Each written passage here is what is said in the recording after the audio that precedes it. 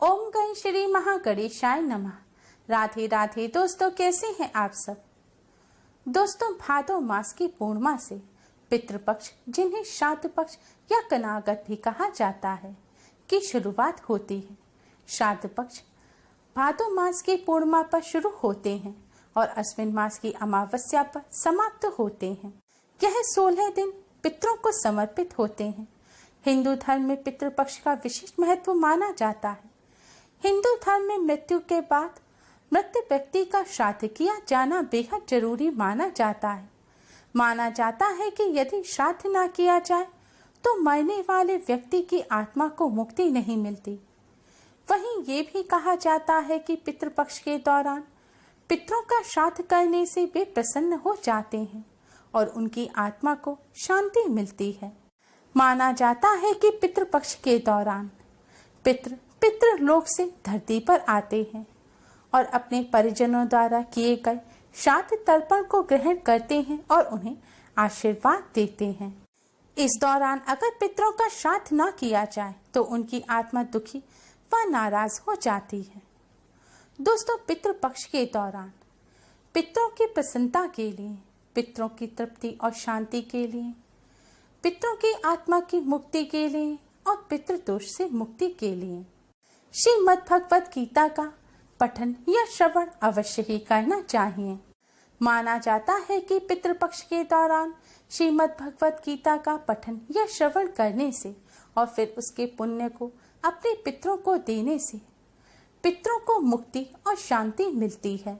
आज की इस वीडियो में हम आपको गीता जी का पहला अध्याय सुनाएंगे। इस अध्याय का श्रवण करके इसके पुण्य को पितरों को देने से पितरों की आत्मा को शांति मिलती है, पितरों को मोक्ष की प्राप्ति होती है। जन्मों जन्मों के पितृदोष पितृ आशीर्वाद में बदल जाते हैं और पितरों का आशीर्वाद प्राप्त होता है। गीता जी के पहले अध्याय का महात्म्य स्वयं भगवान शिव ने मां पार्वती को सुनाया था। एक समय पार्वती जी ने पूछा, हे महादेव जी, किस ज्ञान के बल से आपको संसार के लोग शिव कहकर पूजते हैं? मृगछाला ओढ़े, अंगों में शमशानों की विभूति लगाए, गले में सर्प और मुंडों की माला पहने, इनमें तो कोई भी पवित्र नहीं है। फिर आप किस ज्ञान से पवित्र हो, वह आप कृपा करके कहिए। श्री महादेव जी बोले, हे प्रिय, सुनो, गीता ज्ञान को हृदय में धारण करने से मैं पवित्र हूँ और उस ज्ञान से मुझे बाहर के कर्म व्याप्ति नहीं है। तब पार्वती जी ने कहा, हे भगवान, जिस गीता ज्ञान की आप ऐसी स्तुति करते हैं उसके श्रवण करने से कोई कृतार्थ हुआ भी है। तब महादेव जी ने कहा, इस ज्ञान को सुनकर बहुत जीव कृतार्थ हुए हैं और आगे भी होंगे। मैं तुमको एक पुरातन कथा कहता हूँ, जो श्रवण करो। एक समय पाताल लोक में शेषनाग की सैया पर श्री नारायण जी नैन मूंद कर अपने आनंद में मग्न थे। उस समय भगवान के चरण दबाते हुए लक्ष्मी जी ने पूछा, हे प्रभु, निद्रा और आलस्य उन पुरुषों को व्यापता है जो जीव तामसी हैं। फिर आप तो तीनों गुणों में अतीत हो, आप तो नेत्र मूंद रहे हो, यह मुझको बड़ा आश्चर्य है। श्री नारायण जी बोले, हे लक्ष्मी, मुझको निद्रा आलस्य नहीं व्यापता। एक शब्द रूप जो भगवत गीता है, उसमें जो ज्ञान है उसके आनंद में मग्न रहता हूँ।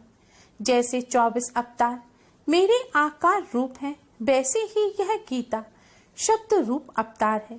इस गीता में यह अंग है।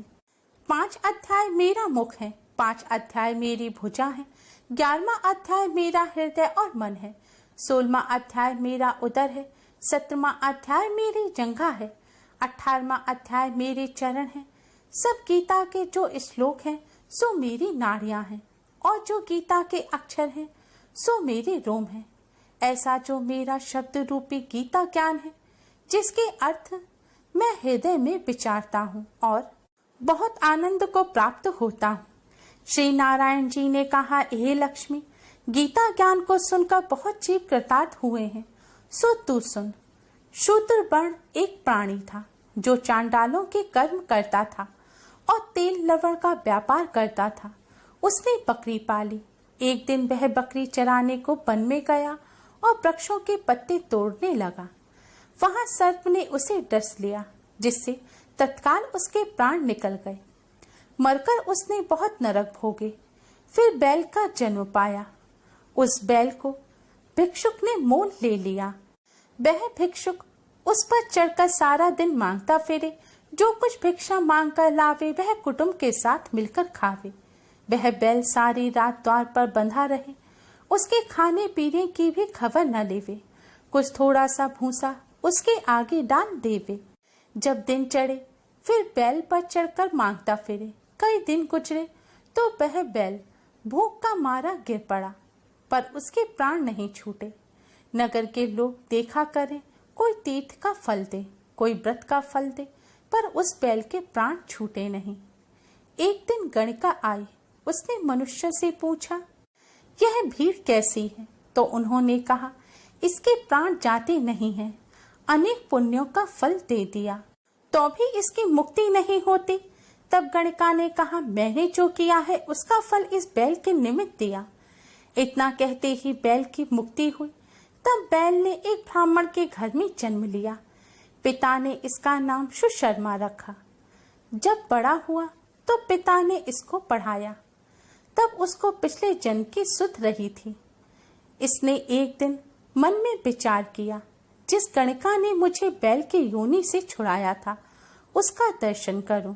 विप्र चलता चलता गणिका के घर गया और कहा, तू मुझे पहचानती है? गणिका ने कहा, मैं नहीं पहचानती। तू कौन है? मेरी तेरी क्या पहचान है? तू विप्र और मैं वैश्या। तब विप्र ने कहा, मैं वही बैल हूँ जिसको तुमने अपना पुण्य दिया था। तब मैं बैल की योनि से छूटा था। अब मैंने विप्र के घर जन्म लिया है। तू अपना वह पुण्य बता। गणिका ने कहा, मैंने अपने जाने कोई पुण्य नहीं किया, पर मेरे घर एक तोता है, वह कुछ पढ़ता है। मैं उसके वाक्य सुनती हूँ। उस पुण्य का फल मैंने तेरे निमित्त दिया था। तब विप्र ने तोते से पूछा, तू सवेरे क्या पढ़ता है? तोते ने कहा, मैं पिछले जन्म में विप्र का पुत्र था। पिता ने मुझे गीता के पहले अध्याय का पाठ सिखाया। एक दिन मैंने गुरुजी से कहा, मुझको तुमने क्या पढ़ाया है? तब गुरुजी ने मुझे श्राप दिया कि तू सूआ हो जा। तब मैं सूआ हुआ। एक दिन फंदक मुझे पकड़ ले आए। एक विप्र ने मुझे मोल लिया। वह विप्र भी अपने पुत्र को गीता का पाठ सिखाता था। तब मैंने भी वह पाठ सीख लिया। एक दिन विप्र के घर चोर घुस पड़े। उनको धन प्राप्त हुआ तो पिंजरा उठा ले गए। उन चोरों की यह गणिका मित्र थी। मुझे इसके पास ले आए। सो मैं नित्य गीता जी के पहले अध्याय का पाठ करता हूँ। वही यह गणिका सुनती है, पर इस गणिका की समझ में नहीं आता। जो मैं पढ़ता हूँ वही पुण्य तेरे निमित्त दिया था। सो हे लक्ष्मी, गणिका ने भी भले काम ग्रहण किए। नित्य प्रति स्नान करे और गीता के पहले अध्याय का पाठ करे। इससे उसकी मुक्ति हुई।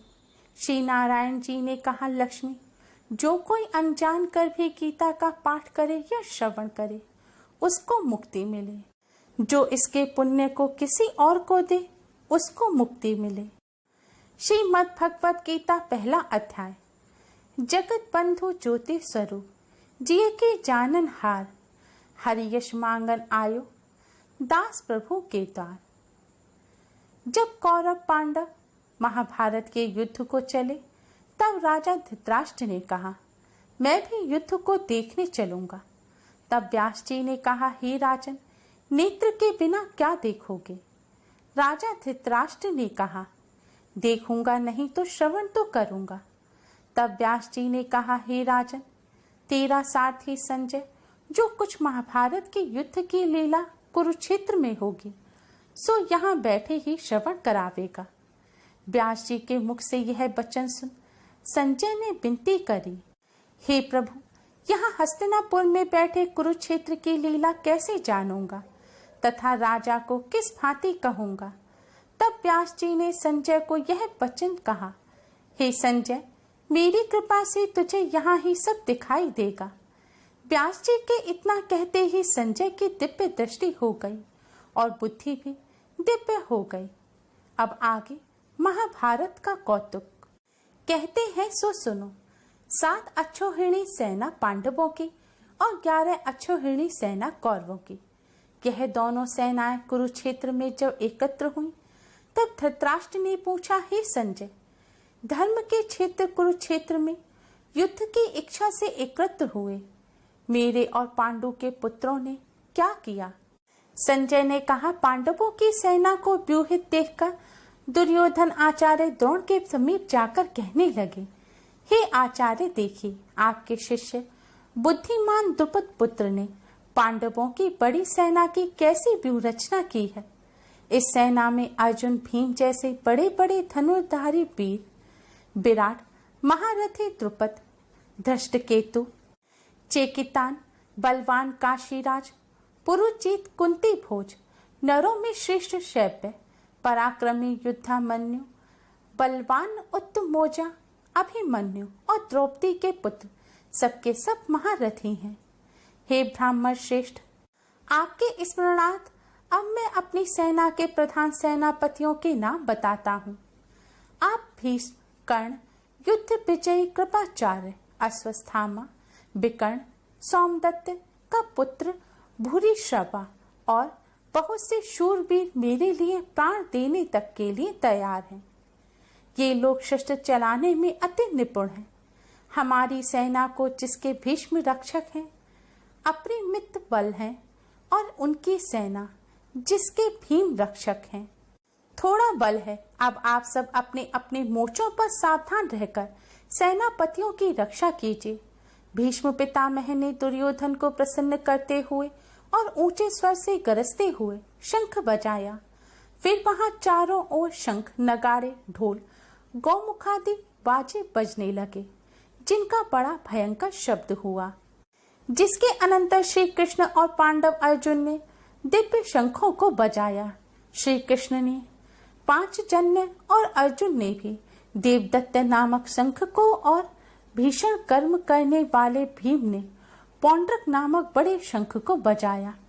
कुंती पुत्र राजा युधिष्ठिर ने अनंत विजय, नकुल ने सुघोष और सहदेव ने मणिपुष्पक और धनुर्धर काशीराज, शिखंडी, धृष्टद्युम्न विराट, अपराजित, सात्विकी, राजा द्रुपद और द्रौपदी के 5 पुत्र और महाबाहु अभिमन्यु, इन सब वीरों ने अपने अपने शंखों को बजाया। उन शंखों के भारी शब्द से आकाश और पृथ्वी गूंज उठे और धृतराष्ट्र के पुत्रों के हृदय कांप उठे। हे राजन, अर्जुन ने कौरवों को युद्ध के लिए प्रस्तुत देखकर धनुष उठाकर श्री कृष्ण से कहा कि हे अच्युत, मेरा रथ दोनों सेनाओं के बीच में खड़ा कीजिए, जिससे मैं युद्ध करने वालों को देख लूं कि इस रणभूमि में मुझे किन किन के साथ युद्ध करना चाहिए। दुर्बुद्धि दुर्योधन से प्रीति करने वाले जो युद्ध के लिए यहाँ एकत्र हुए हैं, उनको देखूंगा। संजय ने कहा, हे राजन, अर्जुन की बात सुनकर श्री कृष्ण ने भीष्म, द्रोण आदि वीरों के सामने उत्तम रथ को खड़ा करके कहा, हे वीर, युद्ध के लिए उद्धत इन कौरवों को देख लो। अर्जुन ने चाचा, बाबा, गुरु, मामा, भाई, पुत्र, पौत्र, मित्र, ससुर और स्वजनों को शस्त्रों से सुसज्जित खड़े देखा और उसने इन दोनों सेनाओं में अपने ही सब बांधवों को देखकर परम दयाद्र हुए यह वचन कहे, हे कृष्ण, युद्ध की इच्छा से आए हुए इन अपने बंधुओं को देख मेरे अंग ढीले होते जाते हैं और मुख सूखा जा रहा है। मेरा शरीर बेकल होता है, गांडीव हाथ से गिरा जाता है। हे केशव, मुझ में यहाँ खड़े रहने की सामर्थ्य नहीं है और सब लक्षण मैं उल्टे देख रहा हूँ और संग्राम में अपने स्वजनों का वध करके कोई लाभ नहीं होगा। हे कृष्ण, मैं जीत, राज्य और सुख भी नहीं चाहता हूँ। हे प्रभु, हमको राज्य, भोग तथा जीवन से क्या काम है? क्योंकि जिनके लिए राज्य, भोग और सुख की इच्छा की जाती है, वे सब इस युद्ध में प्राण और धन की इच्छा छोड़ मरने को तैयार हैं। और आचार्य, पिता, पुत्र, पितामह हैं। माता, ससुर, पौत्र, साले और संबंधी ये सब मुझे मारे तो भी हे मधुसूदन, मैं इन्हें मारने की इच्छा नहीं करूंगा। हे जनार्दन, त्रिलोकी के राज्य के लिए भी मैं इन्हें नहीं मारना चाहता, फिर इस पृथ्वी के राज्य के लिए तो क्या ही कहना। हे जनार्दन, धृतराष्ट्र के पुत्रों को मारकर हमारा क्या भला होगा, इसलिए हमें अपने भाई धृतराष्ट्र के पुत्रों को मारना अनुचित है। हे माधव, स्वजनों को मारकर क्या हम सुखी हो सकते हैं? ये सब लोभ के वशीभूत हैं और कुल के नाश करने तथा मित्र दोह करने में पाप को नहीं देखते। कुल नाश के दोष को जानते हुए भी हमको इस पातक से क्यों दूर नहीं रहना चाहिए? कुल का नाश होने से कुल के प्राचीन धर्म नष्ट हो जाते हैं, फिर धर्म नाश होने से कुल में पाप बढ़ता है। हे कृष्ण, पाप से कुल की स्त्रियां व्यभिचारिणी हो जाती हैं, जिससे वर्ण शंकर संतान उत्पन्न होती हैं। वह वर्ण शंकर जिन पुरुषों ने कुल को नष्ट किया है, उनको तथा उस कुल को नरक में पहुंचाते हैं, क्योंकि श्राद्ध तर्पण आदि बंद हो जाते हैं। वर्ण शंकर बनाने वाले दोषों से कुल ध्वंसकों के जाति, धर्म और कुल धर्म निरंतर नाश होते हैं। हे जनार्दन, मैंने बनावट सुना है कि कुल धर्म नष्ट होने से निश्चय नरक वास करना होता है। हाय, हम बड़ा पातक करने को तैयार हैं, जो राज्य सुख के लोभ से स्वजनों को मारने की कोशिश कर रहे हैं। शस्त्रों को धारण किए हुए धृतराष्ट्र के पुत्र, यदि मुझे शस्त्रहीन और उपायहीन को रणभूमि में बद्ध कर डाले तो मेरा बहुत कल्याण हो। संजय ने कहा, हे राजन, यह कहकर दुखित होकर अर्जुन ने धनुष बाण फेंक दिया और रथ के पिछले भाग में जा बैठा। इति श्री मद् भगवत गीता शुपनिषद सुब्रह्म विद्या योग शास्त्रे श्री कृष्ण अर्जुन संवादे विषाद योगी नाम प्रथमो अध्याय समाप्त। दोस्तों, गीता जी के प्रथम अध्याय को श्रवण करने के बाद इसका पुण्य पितरों को देने से पितरों की आत्मा को शांति मिलती है, पितृ तृप्त होते हैं और पितरों को मुक्ति मिलती है। इसके साथ ही पितृदोष पितृ आशीर्वाद में बदल जाता है। उम्मीद है आपको हमारी ये वीडियो पसंद आई होगी। प्लीज लाइक करें, हमारे इस वीडियो को अपने फ्रेंड्स और रिश्तेदारों में ज्यादा से ज्यादा शेयर करें, जिससे वह भी इसका लाभ उठा सकें। हमारी और भी वीडियोस के लिए हमारे चैनल को सब्सक्राइब करना ना भूलें। Thanks for watching. Radhe Radhe.